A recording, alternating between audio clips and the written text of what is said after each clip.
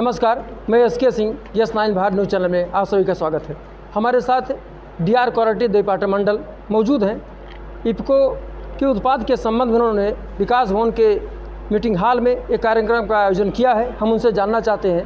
महोदय, आपका यस9 Bharat news channel में बहुत स्वागत है। धन्यवाद। आपने विकास भवन के मीटिंग हॉल में एक बड़े कार्यक्रम का आयोजन कराया है इफको के प्रचार प्रसार के लिए। वो किस लिए किया गया है, उसका उद्देश्य क्या है, इसके लाभ क्या होंगे, इस पर ब्रीफ करें सर। ये इफ़को ने जो 2 नए प्रोडक्ट अपने लॉन्च किए हैं, इफ़को नैनो यूरिया तरल और डीएपी नैनो, तो इनका किसानों में किस तरीके से इस्तेमाल करना है, किस समय करना है, कितनी मात्रा में करना है, इसकी जानकारी देने के लिए अभी हम लोगों ने जनपद स्तर पे ये गोष्ठी की है, जिसमें अपने किसान बंधुओं को भी बुलाया है। समिति के सचिव हैं, समिति के अध्यक्ष हैं, इनको जानकारी दी गई है।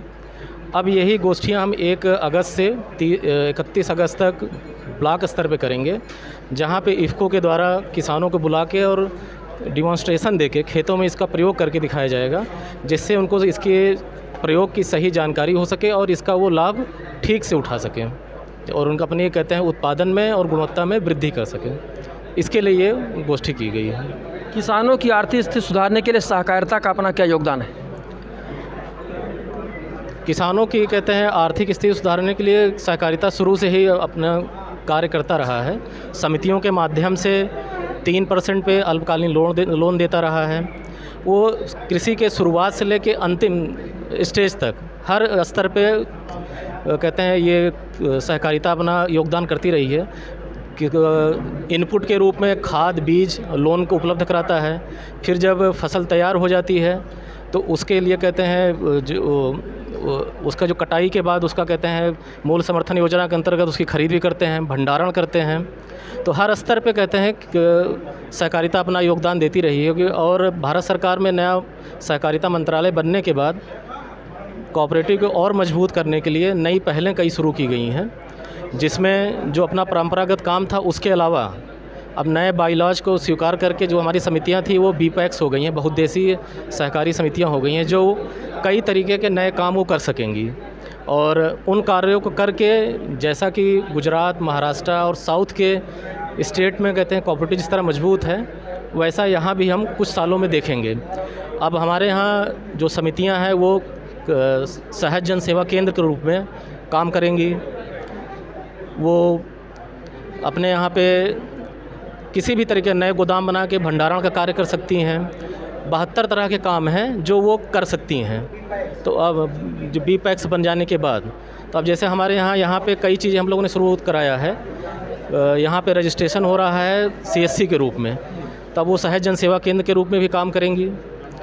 जन औषधि के रूप में हर ज़िले में 5 प्रधानमंत्री जन औषधि केंद्र खोले जा रहे हैं। 5 का सहकारिता की तरफ से, सहकारिता की तरफ से सहकारी समितियों पे खोले जा रहे हैं। 5 का रजिस्ट्रेशन हो गया है। समितियों का कंप्यूटराइजेशन किया जा रहा है, जिससे कि समितियां कहते हैं सीधे बैंक से जुड़ जाएं, ऑनलाइन हो जाएं और जो कमर्शियल बैंक हैं उनकी तरह हम कार्य कर सकें। इस तरह से ढेर सारे कार्य हैं जो सहकारिता के में किए जा रहे हैं, जिससे कि किसानों की आय बढ़ेगी और वो अपना योगदान और अच्छे तरीके से कर पाएंगे। केंद्र में अमित शाह जी सहकारिता मंत्री हैं, प्रदेश में JPS राठौर जी हैं। सभी मंत्री अपने अपने हिसाब से काम भी करते हैं। किसानों के उत्थान के लिए, समितियों के उत्थान के लिए बहुत सारी योजनाओं को लॉन्च करते भी हैं। लेकिन JPS राठौर के प्रदेश में मंत्री होने पर क्या कुछ संभावनाएं आपको दिख रही हैं?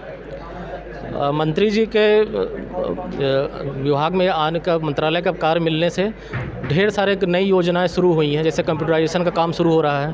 प्रथम चरण में पूरे प्रदेश में 1500 से ज़्यादा समितियों का कंप्यूटराइजेशन हो रहा है और अगले 5 सालों में लगभग जो 7000 से ज़्यादा समितियाँ हैं उनको कंप्यूटराइज हो जाएंगी।